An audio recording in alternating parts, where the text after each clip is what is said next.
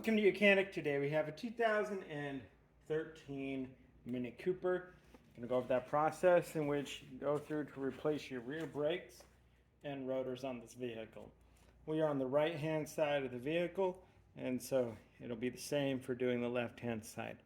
Now this vehicle, we'll raise it, support it on jack stands, remove your tire, and then we gain access to our brake caliper and rotors.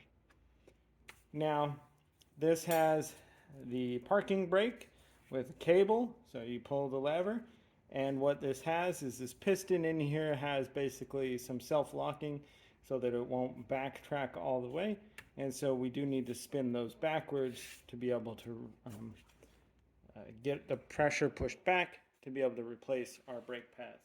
So that's one extra step we have to do here. You can't use your standard pusher like this. It will not push back because it needs to be spun back.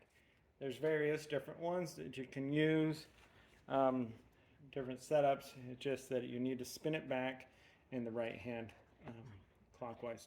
And this is what it looks like. I mean, you're going to have the adapter piece here, the other piece in here, and then it's G, or it could have been M, depending which one you want to use. But you got these little indents you line up, and I'll show that better in that video.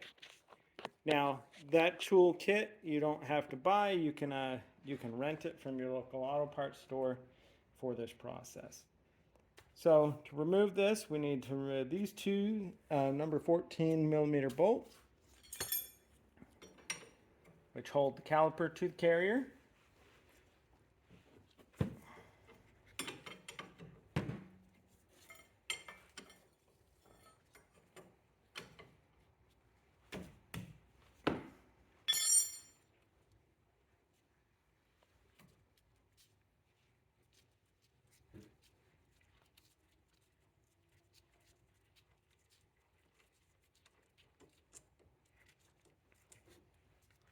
Okay, so we removed those two and set those aside.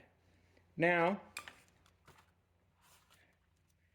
because you probably have some tension on here, the best is we're just going to pry this away from the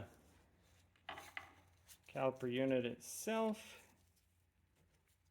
Coming back a little bit because we do want to remove our brake wear sensor.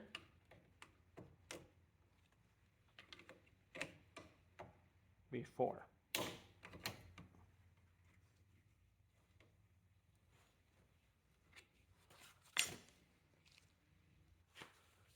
So using some needle nose pliers to get in here to grab our brake wear sensor, and then being able to pull that out to remove that. And we're going to set that aside and then keep that out of the way. Now if your brakes are completely worn and you've worn that sensor out, then you'll definitely need to replace the whole sensor and follow that cord back up in here, along here, along that panel there. Right back in here is where it makes the connection. All right, so we've got that out of the way. Now, it'd be better off if we go ahead and remove this whole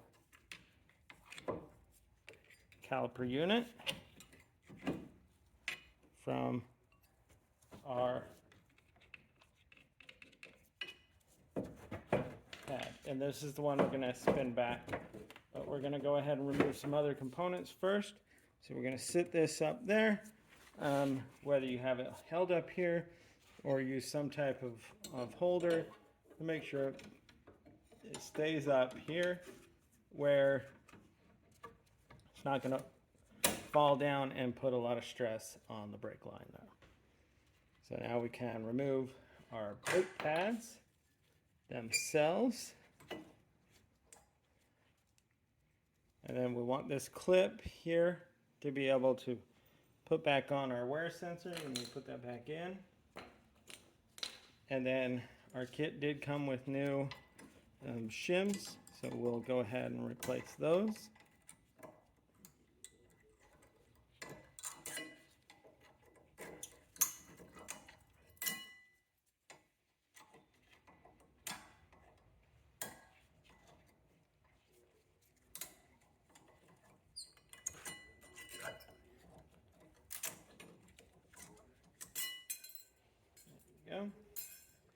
So the old shim's removed, and then if you do need to remove your carrier bracket for any reason, it's a 16 millimeter that goes right back in here, and that is up top here, and you'll need a socket and a little extension to be able to gain access to it. Fortunate for us, this one we can actually get off just by loosening the bolt that holds our caliper on there.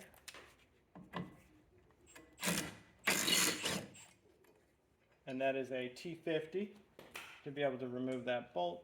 And then we're able to, you probably have to use a hammer most of the time, but you're able to just twist that and get this whole rotor out of the way.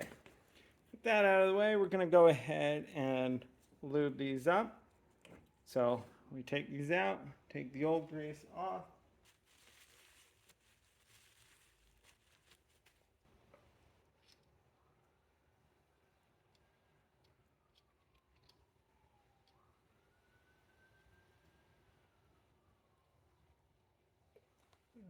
Ample amount, but not a crazy amount. And then being able to push that and push it back in.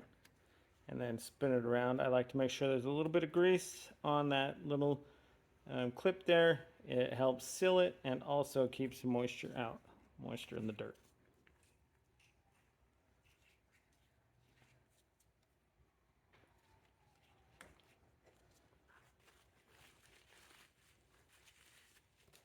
And there we go, second one cleaned. Some more brake caliper grease.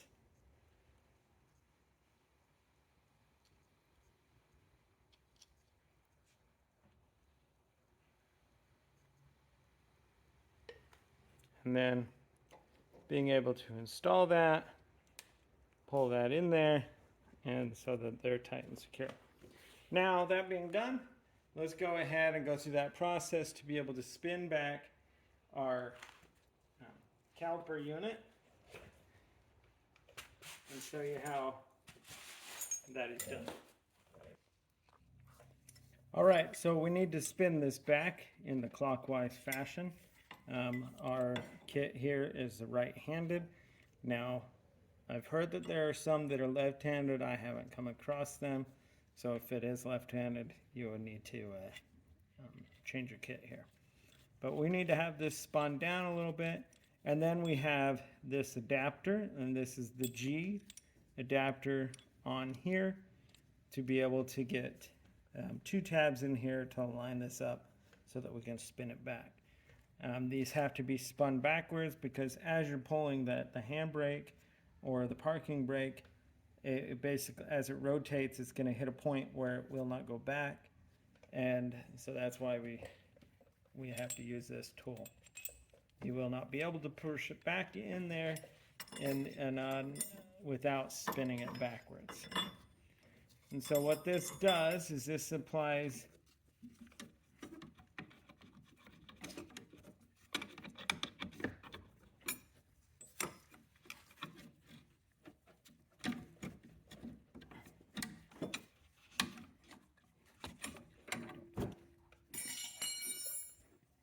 we're going to apply some pressure and spin the bracket back. Okay, so lining those two tabs. Now, also one thing to note is when your brakes, some brake pads have little indents on the back of them, and so you'll want to make sure that those indents go inside just like this. These don't, so it's not crucial on that side. So if you have two, typically, this has 4, but if you have 2, you're going to line that up so that the brake pad sits right inside there. Okay, so we get that in there.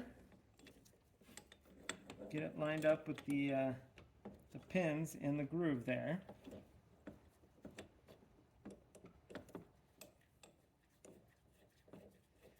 And then tightening.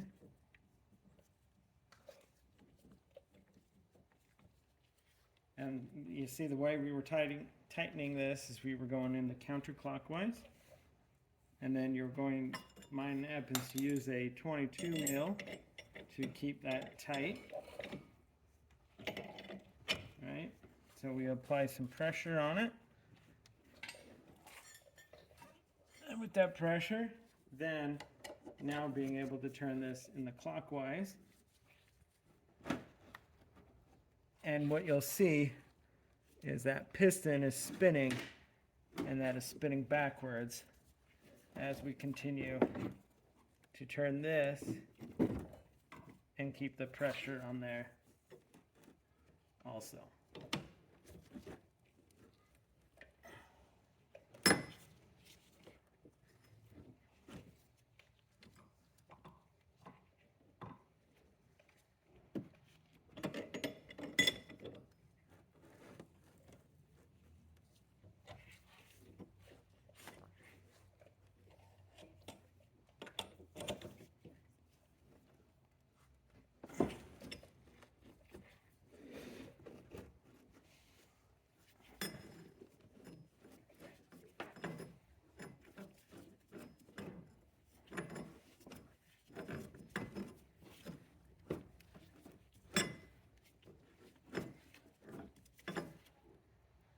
There we go. So you just spin it back until you get resistance, and then there we go. So we're back and where it needs to be. So now, being able to remove our tool and see that we are now all the way inboard for when we put our new brake pads on. Okay, so we're going to leave that just hanging up there, and now be able to put our rotor on and our brakes and so forth. Right, so we're going to put our rotor on here.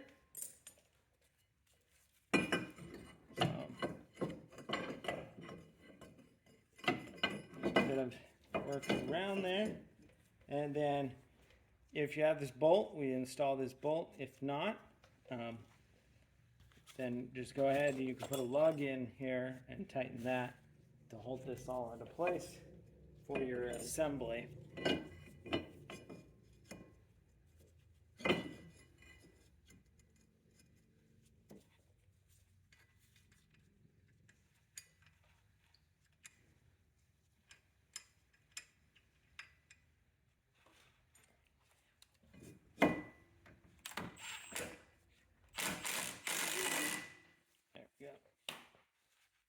Okay, so that's snug, not crazy tight. I do want to be able to remove it again if we need to. And now being able to put our shims on and then our brake pads. So lining up these tabs of the shim, one on the bottom,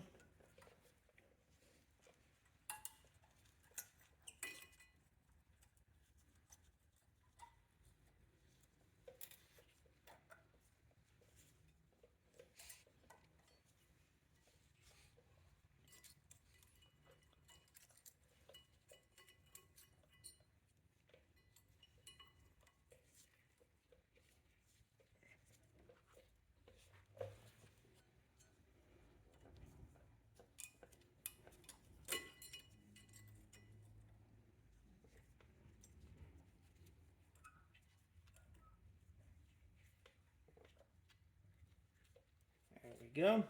So now the two shims are on there, and we can put our brake pads on. Now you'll see a difference in your brake pads. We have one with the big tab on it, and then the one with the small tab. Small tab goes on the outside.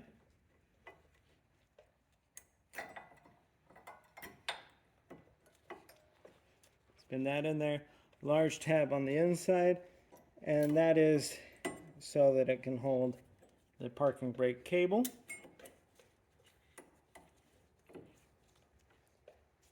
And also, if you don't put that in there the right way, you won't be able to put this all together. So now bringing back our caliper unit back down.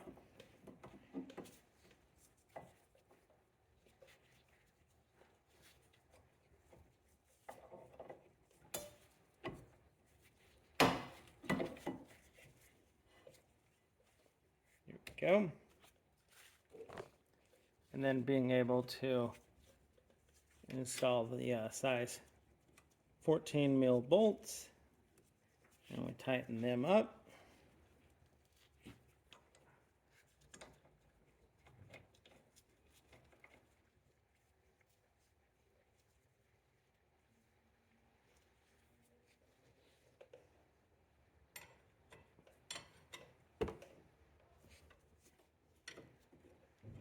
Now, just need to hold that back a little bit so that we can get these tight.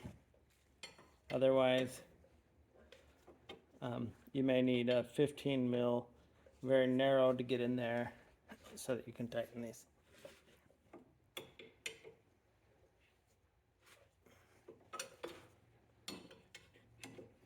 But most of the time, tightening works easier than when they come undone.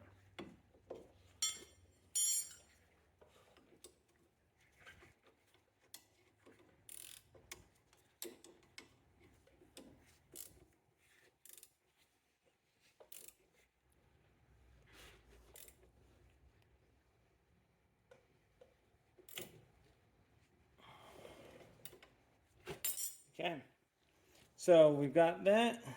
Now just going able to hook our brake sensor back up, pushing the clip in there, lining this up with the tab there.